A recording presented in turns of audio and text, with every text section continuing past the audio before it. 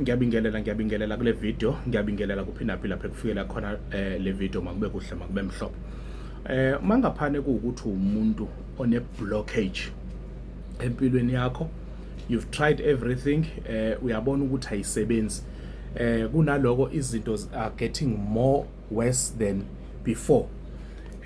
Ngitholele isnail, ngitholele isnail ubese ungitholela unwabu, dried chameleon, and then ubese ungitholele amanzi angango 20 liters, and then ubese uthola ufudu oluphilayo lolu lwamanzi, lithathe ulufake kulo 20 liter, and then ubese uthola idangabane lomfula.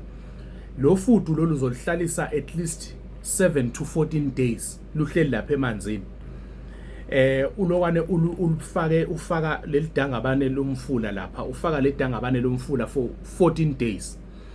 Then emveni kwalokho uzobe usuthatha le snail, uthathe unwabu, okay, ubese uthola lento ekuthiwa i-negro pepper no alligator pepper, kuthathe uhlanganise nalonwabu kugcobe ndawonye, gcoba ndawonye lento, ubese uthola usawoti o rough salt, mhlambe nje onganga kwi-container engaka, ufake la phakathi, gcoba yonke lento, imix, ihlanganise yonke lento, uyigcobe into a powder form, dry it, yome lento, dry it lo 14 days continuously.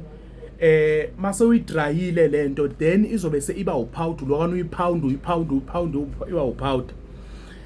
Mase ngosuku luka 14 lukhiphe lola fudu lapha ya, ubeke la uzolibeka khona, bese uthatha le mixture le engikunikeze yona, thatha le mixture uyifake lapha ya uyifake lapha ya kulela bucket elingango 20 liter, imixe kahle le mixture le nalawa amanzi, phinda uadd amanye amanzi angango 10 liters ukuze ukwazi ukuthi ube nequantity eyanele. Ikhango 5 liter every day for full 7 days. Mase ku half add omnye 5 liter so that uzokwazi ukuthi ube no 35 liters. Ikha every day uyageza,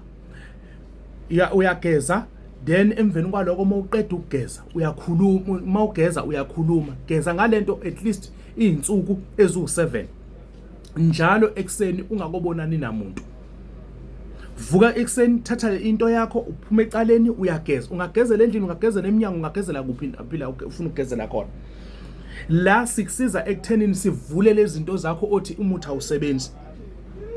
I-advantage yalezi zinto ukuthi ivule inhlanhla zakho, there are no implications ukuthi njengamanje kunomuntu osekufanele agule ngoba naku wena usebenzisa umuthi. Lezi zinto lezi zizokuvulela inhlanhla, zivule umsebenzi, zivule ibusiness, zivule whatever into le othi uyazama ukuyenza. So okwakho wena ukuthi usebenzise le direction ngalendlela le esithi isebenzise ngayo. Make sure ukuthi mawuyenza le direction you don't eat pork, you don't eat ilentuza, you do eat fish, but awuhlangana nomuntu wesilisa nomuntu wesifazane for this period ozobe usebenzisa le direction, then kwenze lokho right through, uzobona into zakho zivuleka, makube kuhle makube mhlophe. Inamba ke u083 9471 856 yona namba ngamaqethuka leyo. Siyacama kusha, siyathokoza.